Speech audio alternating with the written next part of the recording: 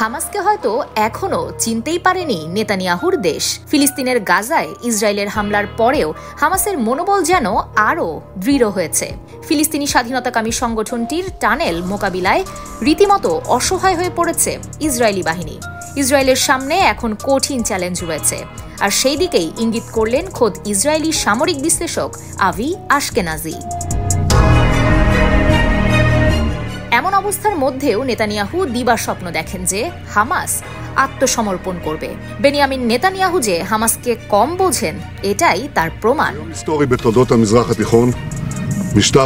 হামাসের টানেলের বিরুদ্ধে ইসরায়েলি বাহিনীর তৎপরতাকে চামচ দিয়ে সমুদ্র সেচার মতো বলে মন্তব্য করেছেন ইসরায়েলি সামরিক বিশ্লেষক আভি আশকেনাজি।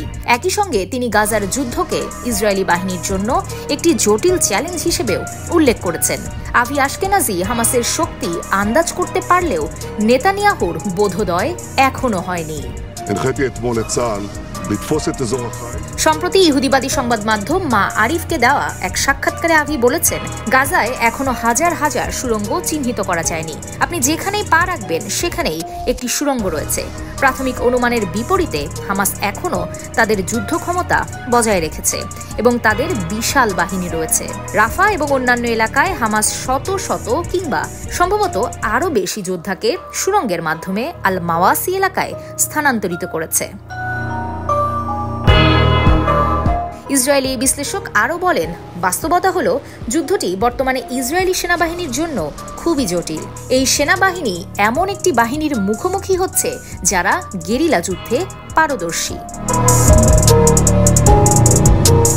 আশকেনাজির মতে হামাস যোদ্ধারা সুড়ঙ্গ থেকে বেরিয়ে এসে গুলি চালিয়ে আবার হারিয়ে যায় এবং এ ঘটনা একই দিনে বহুবার ঘটে।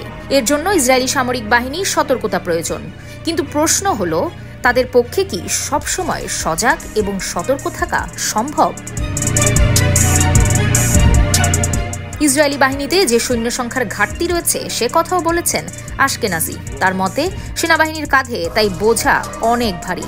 এমনকি যদি তারা অভিযানে বৃহৎ বাহিনী পাঠাতে চায়, তবুও এই বিকল্পটি বিপজ্জনক, কারণ এতে ফিলিস্তিনি যোদ্ধারা ইসরায়েলি বাহিনীকে আরও তীব্রভাবে আক্রমণ করতে বাধ্য হবে, আর এ ঘটনা ইসরায়েলি বন্দীদের জীবনকে বিপন্ন করে তুলবে।